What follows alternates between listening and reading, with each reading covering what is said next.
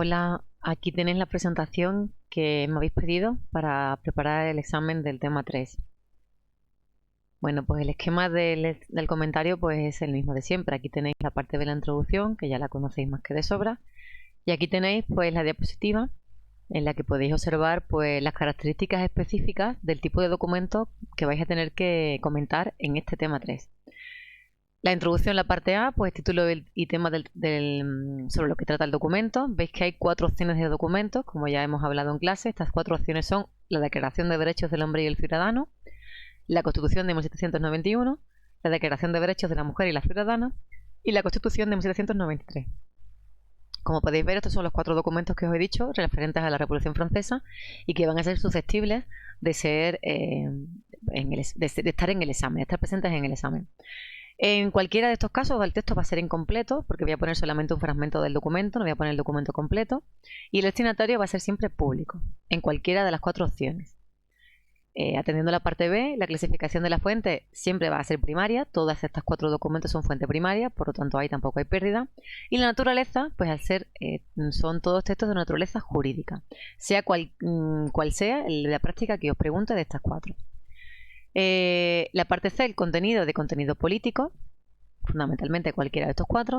Autor, pues tenemos 2 opciones, o bien son los representantes de la Asamblea Constituyente o bien de la Convención Jacobina, según sea un documento u otro. Solamente hay un documento que pertenece a la Convención Jacobina, que es la Constitución de 1793, el resto pertenecen a la Asamblea Constituyente. Y la fecha y momento histórico en el que se escribe, pues por supuesto, la Revolución Francesa, a la cual yo os animo a hacer una pequeña referencia en este momento de la introducción, y luego pues la fecha. Ya sabéis que las fechas pueden ser desde 1789 hasta 1791 o 93, según sea un documento u otro. El contexto histórico, pues en este caso el contexto histórico pues es común a todos los documentos. Ya sabéis que dependiendo de dónde se sitúe el documento, pues ahí debéis de parar un poco más o parar un poco menos. Pero en conjunto, en el comentario de cualquiera de estos 4 documentos tiene que aparecer, pues por un lado, una introducción a las revoluciones liberales, lo que son, lo que significan. Luego tenéis que pasar a hablar a los antecedentes, muy importante, hacer alusión a esa crisis que está viviendo Francia justo antes del estallido de la Revolución Francesa, una crisis de tipo económico, político y social. Y ahí os centráis un poquito, podéis hablar de la Guerra de los 7 años, podéis hablar de la independencia de los Estados Unidos de América. Esa parte es importante, ¿no? Que haya contenido, que haya argumentación histórica abundante. Luego tenéis que hablar de las fases de la revolución y sus protagonistas. No hemos estudiado muchos protagonistas, pero algunos sí. Por ejemplo, tiene que aparecer nombrado Luis XVI, debería de aparecer nombrado Robespierre. Si os recordáis quién era Sieyès, pues también lo podéis nombrar, si no nada. Napoleón, se habla del Imperio Napoleónico, etcétera.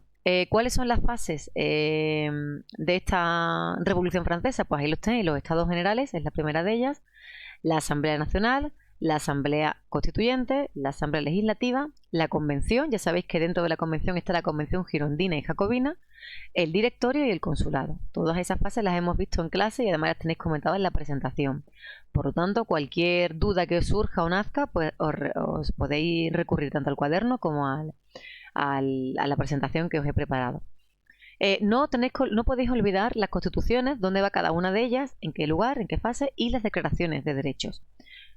Sea cual sea el documento que yo pregunte. O sea, puedo preguntar la Constitución de 1791, pero eso no significa que no me tengas que nombrar la del 93 en su lugar o que no me tengas que nombrar el resto de los documentos. O sea, el hecho de que yo te pregunte un documento no te exime de que tú tengas que comentar el resto de los documentos importantes. Y por último, el último punto de este contexto histórico pues sería la creación del Estado liberal burgués. Una vez que la Revolución Francesa llega a su fin, pues el asentar la constitución, última constitución revolucionaria, etcétera. Ahí podéis hablar incluso del Imperio Napoleónico. ¿Que no queréis hablar ahí del Imperio Napoleónico? No hay problema, porque luego volveréis a ir en la conclusión. El análisis histórico, pues ahí tenéis un recordatorio de lo que hay que hacer en él, buscar las ideas principales del texto, comentarlas en cierta profundidad, tratar de explicar por qué el autor dice lo que dice en el documento, cómo se relaciona lo que cuenta con su contexto histórico, relacionar las ideas del documento con el contexto histórico y tratar de hacer conexiones históricas. Muy bien. Yo en este caso os animo a que en cualquiera de estos documentos, ya sea cualquiera de las 2 constituciones o cualquiera de las 2 declaraciones, ustedes retoméis las ideas de la Ilustración.